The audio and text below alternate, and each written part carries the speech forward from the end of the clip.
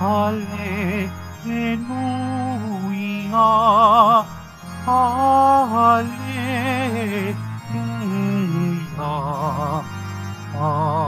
Hallelujah,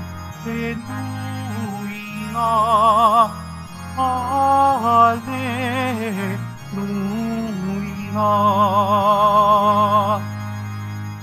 Ang tinig ko'y pakikinggan ng kabilang sa'king kawan. Ako'y kaninang susundan. Hallelujah, Hallelujah, Hallelujah, Hallelujah.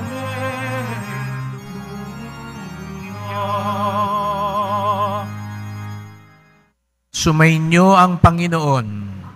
Sumayo rin. Ang pagpapahayag ng mabuting balita ng Panginoon ayon kay San Juan.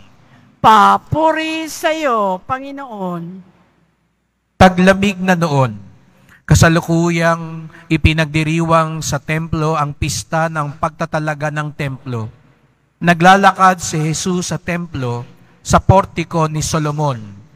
Pinaligiran siya ng mga Hudyo at sinabi sa kanya, "Hanggang kailan mo kami pag-aalinlangin? Kung ikaw ang Kristo, sabihin mo na ng tiyakan." Sumagot si Jesus, "Sinabi ko na sa inyo, ngunit ayaw ninyong maniwala. Ang mga ginagawa ko sa ngalan ng aking Ama ay nagpapatotoo tungkol sa akin. Ngunit ayaw ninyong maniwala, sapagkat hindi kayo kabilang sa aking mga tupa. Nakikinig sa akin ang aking mga tupa. Nakikilala ko sila at sumusunod sila sa akin. Binibigyan ko sila ng buhay na walang hanggan at kailanmay di sila mapapahamak. Hindi sila maagaw sa akin ninuman. Ang aking Ama na nagbigay sa kanila sa akin ay lalong dakila sa lahat at hindi sila maaagaw ninuman sa aking Ama. Ako at ang Ama ay iisa."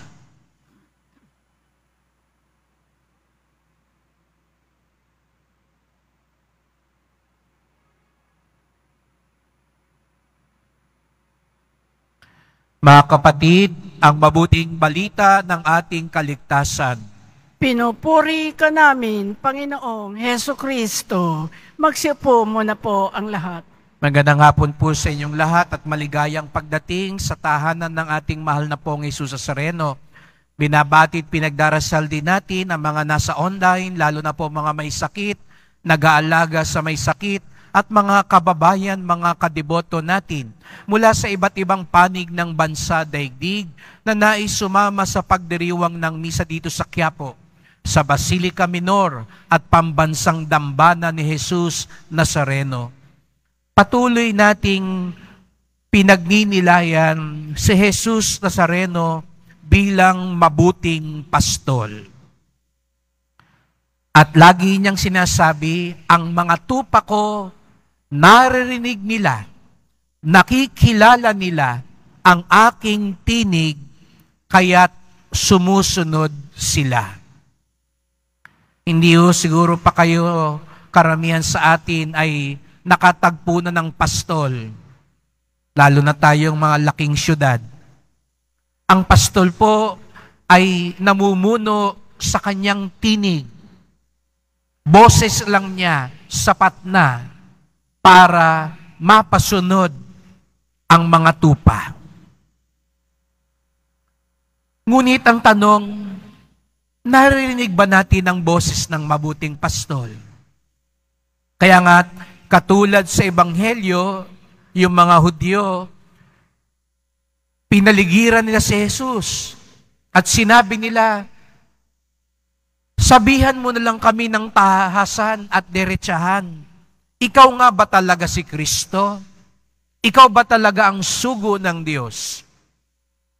Siguro mga kapatid, aminin man natin o hindi, katulad din tayo ng mga Hudyo na napapatanong sa ating mahal na pong Nazareno, lalo na't kung meron tayong gagawing mahalaga o nasa isang sitwasyon na kailangang mamili, sabihin nyo na lang po ng diretsuhan. Sana sabihin nyo lang, oo o hindi.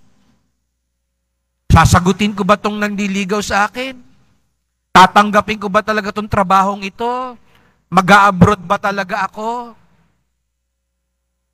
Hindi ho ba't ang iba sa atin, sana kung magsasalita ka lang po kayo, mas magiging madali ang buhay nating lahat. Wala nang patumpik-tumpik pa. Wala nang paliko-liko pa. Diretsahan na lang. Pero narinig natin sa Ebanghelyo, anong sagot ni Jesus? Matagal ko na namang sinasabi sa inyo. Matagal ko nang ipinapakita sa inyo. Pero hindi pa rin kayo naniniwala. Hindi pa rin kayo nakikinig. Kaya pala walang sino man sa atin na maaring manumbat sa Panginoon at sabihin, hindi nyo naman kami sinasagot. Hindi naman kayo naggagabay at nagpaparamdam. Sapagkat katulad ng sagot niya sa mga Hudyo, ang sasabihin lang niya sa atin, matagal ko na kayong kinakausap, matagal ko na kayong hinahatak, matagal ko na kayong tinuturo, pero hindi kayo nakikinig. Bakit daw hindi makapakinig? Ang isang dahilan, matigas ang puso. Matigas ang puso. Kaya karamihan sa mga Hudyo, pinapatay siya. Tinanggihan siya sapagkat matigas ang kanilang puso. At ano raw ang numero unong nagpapatigas ng puso? Pag daw sa dugo, ngayon maraming nagkakasakit, maraming na-ospital, maraming na-high blood dahil sa init. Pero kaya raw nagkakaganyan minsan, matagal nang matigas ang daanan ng dugo, namumuo na. At alam natin na isa sa nagpapatigas ng mga daluyan ng ating dugo yung kolesterol. Kaya pagkain ka ng kain ng taba, chicharon ka ng chicharon araw-araw, tumitigas ang daluyan at ang puso mo. Yung puso raw natin ng kalooban, ano naman nagpapatigas? Kasalanan. Kasalanan ang nagpapatigas ng ating puso. Kaya't kung minsan tayo'y nalilito, ano ba talagang gusto mong gawin sa akin, Panginoon? Ano ba talagang gusto mong ipagawa sa akin, Panginoon? Kahit na araw-araw tayong magsimba, kahit na araw-araw tayong magdasal, kung hindi rin natin tatalikuran ang kasalanan na nagpapatigas ng ating puso, patuloy tayong malilito. Patuloy tayong hindi makapakikinig sa salita ng mabuting pastol. Sabi ko nga po kamakailan, nagsalita na ang mabuting pastol. Kung inaantay nyo pa, ngayon pa lang o sinasabi ko sa inyo, huwag na kayong magantay. Matagal na ho siyang nagsalita sa banal na kasulatan. Kaya nga sana nakikinig tayo tuwing misa sa mga pagbasa. Kaya nga sinisikap ng ating mga lectors at commentators maging malinaw ang kanilang pagbabasa. Kasi pag naririnig natin ang kwento ni Jesus, ang kwento ng simbahan, ang kwento ng bayan ng Diyos, doon natin mas makakatulong maunawaan ang tinig ng mabuting pastol. Kaya nga narinig natin sa unang pagbasa, kahit na dumaan sa matinding pagsubok, ang unang simbahan, nung pinapatay si Esteban, kumalat ang simbahan. Akala siguro ng iba, malas. Pinapatay sila. kumakalat sila. Pero sa bandang huli, yun pala'y biyaya.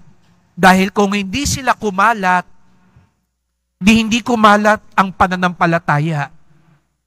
Kung hindi sila inusig, nagsama-sama lang sila.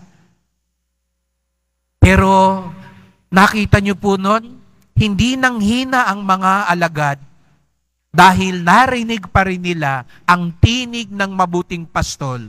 Kahit dumadaan sila sa pagsubok, kahit inuusig sila, kahit pinapapatay na sila, sapagkat ang kanilang puso ay nakikinig, nililinis ng awa ng Diyos.